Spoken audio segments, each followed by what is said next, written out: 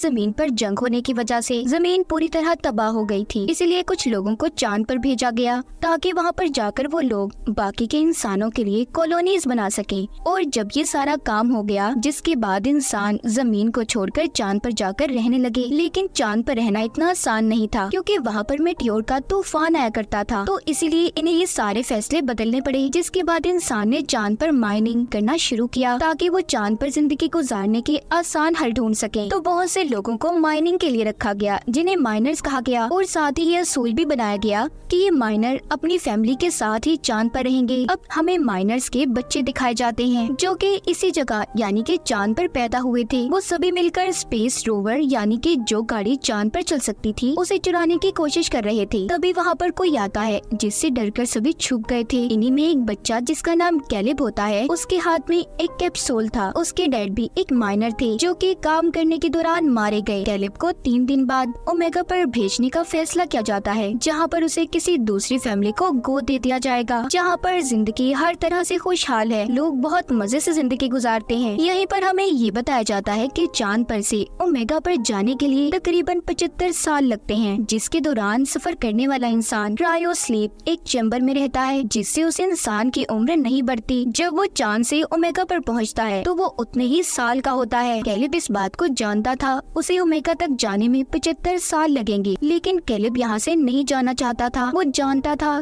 कि फिर वो कभी अपने दोस्तों से नहीं मिल पाएगा। उसे एक लेडी बताती है कि अगले दिन मेटियोर का तूफान शुरू होने वाला है, जिसके बाद तुम्हें ओमेगा के लिए रवाना होना होगा। कैलिब को अपने डैड की बहुत याद आ रही थी। वो याद करता है कि कैसे वो बहुत ऊंचाई पर जाकर यहाँ की बेस में अपने डैड के साथ जाकर बैठा करता था। उसे याद आता है कि उसके डैड ने उसे बताया था कि चांद के उस पार कोई खतरनाक चीज आकर टकराई, जिससे वहाँ पर एक क्रेटर, एक गड्ढा बन गया। तुम एक बार उस जगह जाकर लाजमी देखना। मगर चांद के उस पार किसी भी इंसान को जाना मना था। और जिस कैप्सूल को हमने कैलिब के हाथ में देखा, वो एक गार्ड ने उसे दिया था, जो उसे उसके डैड की राख में से मिला था। तभी जब कैलिब बैठा ये सब सोच रहा था तो उसके पास उसके 3 दोस्त आते हैं, जो उसके जाने की वजह से बहुत दुखी थे। इनमें से एक दोस्त जिसका नाम डेलन होता है, वो कैलिब के डैड की आखिरी ख्वाहिश को जानता था, जो क्रेटर के पास जाने की थी। डेलन कहता है क्यों ना तुम्हारे जाने से पहले हम उस क्रेटर को देख कर आए, इस तरह तुम्हारे डैड की आखिरी ख्वाहिश भी पूरी हो जाएगी। लेकिन ये सब कुछ इतना आसान नहीं था। इन्हें वहाँ पर जाने के लिए जिन जिन चीजों की जरूरत होती है, ये उन चीजों को इकट्ठा करते हैं। अब इन्हें यहाँ से बाहर जाने के लिए कोड की जरूरत थी। डेलन बताता है कि यहाँ पर एक लड़की है जिसका नाम एडिसन है।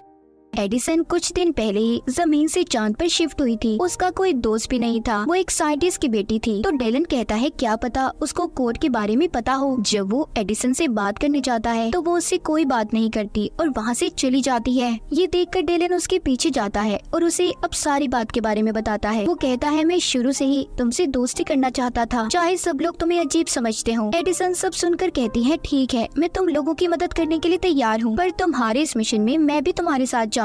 डेलन उसकी बात सुनकर उसे अपने साथ ले जाने के लिए तैयार हो जाता है। सभी बच्चे रोवर स्पेस के पास पहुंच गए हैं। वो सभी उसे चुरा रहे थे। कैलिब उसके अलार्म की तार को पहले ही खींच देता है ताकि उसका अलार्म ना बज पाए। फिर वो एडिसन का बताया हुआ कोड डालता है, जिससे कि दरवाजा खुल गया था। ये सभी अब जाने के लिए तैयार थे। रोवर को चलाने की जिम्मेदारी डेलन पर थी, क्योंकि इन सब में से वो ही ड्राइविंग जानता था। ये सब वहाँ से निकल जाते हैं। इन्होंने पहली बार चांद की सतह को देखा था। सभी बहुत खुश थे, मगर इन लोगों को मेटियोर के तूफान के आने से पहले वापिस आना था, क्योंकि जब मेटियोर की बारिश होती है तो बेस में लॉकडाउन कर दिया जाता था। सफर के दौरान सभी अपने बारे में बताने लगते हैं। कैलिब बताता है कि मेरे डैड ने मुझे बताया था कि कैसे लोगों को चांद पर भेजा गया और फिर उनसे माइनिंग करवाई गई। मगर चांद पर रहकर माइनिंग करने के काम को कोई भी इंसान लगातार नहीं कर पाता। जैसा कि अगर वो इंसान काम के दौरान मर जाए तो उसके बेटे या फिर उसके फैमिली के किसी भी इंसान को उस काम को पूरा करना होगा। बस इसके लिए शर्त ये होती है कि उस इंसान के बेटे की उम्र 18 साल होनी चाहिए।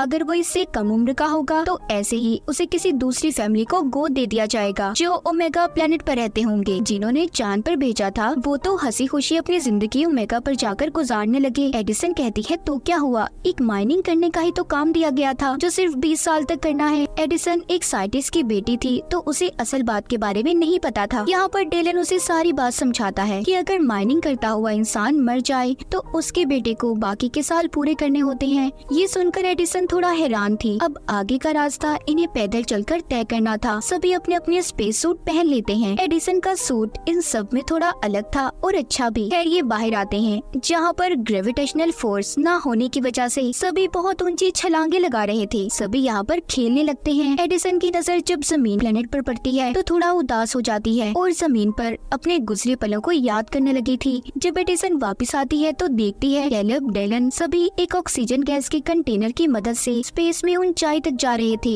इन्होंने खुद को रोवर के साथ रस्सी से बांधा हुआ था ताकि ये स्पेस हवा में दूर तक न जा पाए। एडिसन ये देखकर कहती है ये खतरनाक हो सकता है, ऐसा मत करो, मगर उसकी कोई बात भी नहीं सुनता। जब ये सब कुछ कैलेब का एक छोटा दोस्त करने लगता है तो झटका लगने की वजह से उसकी रस्सी टूट गई थी, जिस वजह से वो स्पेस खला में दूर चला गया था। ये सब देखकर कैलेब और उसके बाकी के दोस्त ऑक्सीजन सिलेंडर लेकर उसे बचाने की कोशिश करते हैं। सबने मुश्किल से अपने दोस्त को बचा लिया था, मगर इन सब में उनकी बहुत सारी ऑक्सीजन खत्म हो गई थी। इनके पास इतनी भी ऑक्सीजन नहीं बची थी कि ये क्रेटर तक पहुंच पाते। सब बुरी तरह से फंस चुके थे। तभी कैलेब को याद आता है कि उसके एक दोस्त ने बताया था कि इधर ही कहीं पर एक आउटपोस्ट है, क्या पता इन्हें उधर जाकर ऑक्सीजन मिल जाए। ये बात सुनकर कैलेब का दोस्त बोलता है कि मैं वहाँ पर नहीं जाऊँगा क्योंकि मेरे भाई ने मुझे बताया था कि उधर भूत रहते हैं। ये बात सुनकर डेलन उसका मजाक बनाने लगता है और इसी बात पर दोनों की आपस में लड़ाई हो गई थी। ये देखकर कैलेब जोर से चिल्लाता है और कहता है क्या जितना वक्त साथ रहने के लिए बचा है तुम ऐसे ही लड़कर उसे बर्बाद कर देना चाहते हो। इस बात को सुनकर दोनों ने दोबारा से दोस्ती कर ली थी। खैर ये उस आउटपोस्ट पर पहुंच जाते हैं जिधर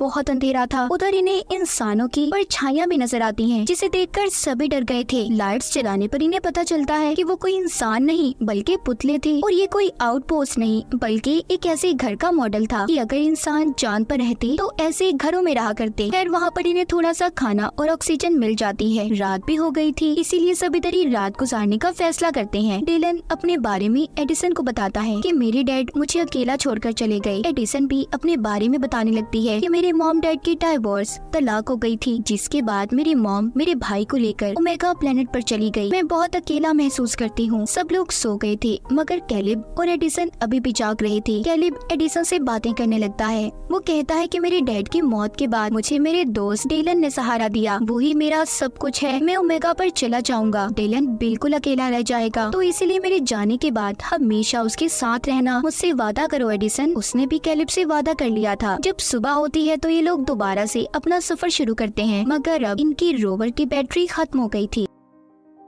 इनके पास ऑक्सीजन की भी कमी थी, तो इन्होंने मेटियोर के तूफान से पहले क्रेटर तक पहुंचना था। ये सब परेशान हो जाते हैं, इसीलिए एडिसन ने सिक्योरिटी अलार्म को बजा दिया था ताकि मेटियोर की बारिश होने से पहले गार्ड्स आकर इन्हें बचा लें। ये सब अब जल्दी से क्रेटर उस गड्ढे तक पहुंच जाते हैं जो दिखने में बहुत बड़ा था। ये सीढ़ियाँ उतरकर एक अजीब सी जगह पर आ गए थे, जहाँ की दीवार पर एडिसन को एक बटन नजर आता है, जिसको जैसे ही वो दबाती है वहाँ की सारी जगह ऐसे बदल गई थी कि जैसे ही लोग जमीन पर हों। ये सब कुछ असल नहीं था, मगर फिर भी इन्हें सब पसंद आता है। कैलेब यहाँ पर जब एक पत्थर हटाकर देखता है तो उसके नीचे उसे अपने मॉम डैड की राख और उनकी तस्वीर मिलती है। कैलेब ने उस तस्वीर में अपनी मॉम को पहली बार देखा था। वो इस बात को समझ जाता है कि उसके डैड आखिर क्यों चाहते थे कि वो यहाँ पर आए। वो बहुत दुखी था।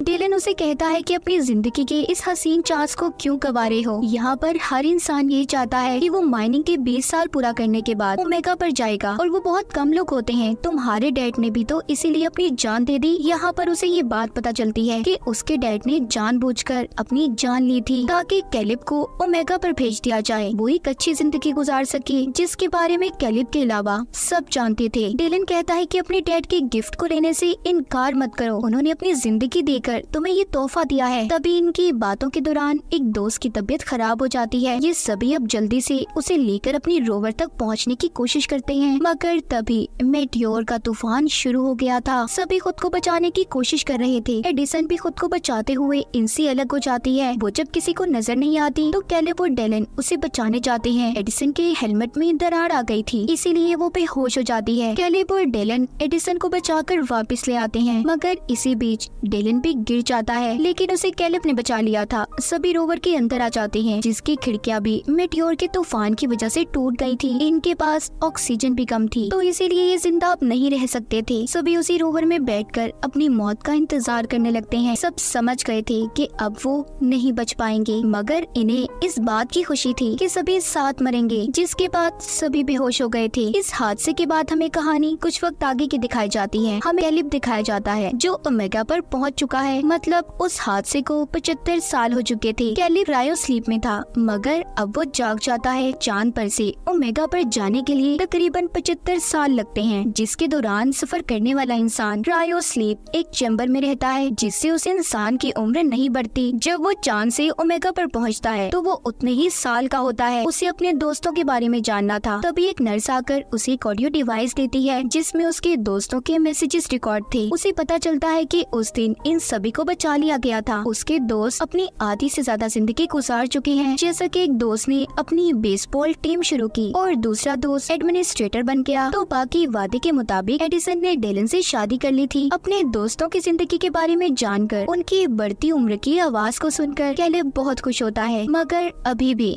उसे इस बात का दुख था कि वो अपने दोस्तों के साथ अपनी जिंदगी नहीं गुजार सका। ओमेगा प्लेनेट पर एक फैमिली ने कैलिब को गोद ले लिया था। वो इस माहौल में घुल मिल जाता है। वो यहाँ पर एडिसन के भाई को भी ढूंढता है, जिसके बारे में एडिसन ने बताया था कि वो उसकी मॉम के साथ ओमेगा पर रहता है। कैलिब एडिसन के भाई को उसकी बहन के अच्छे कामों के बारे में बताता है, जिसने चांद पर माइनिंग जैसी असूलों के खिलाफ काम करके उन्हें खत्म करवा दिया था। और इसी के साथ इस फिल्म की कहानी भी यहीं पर खत्म हो जाती है।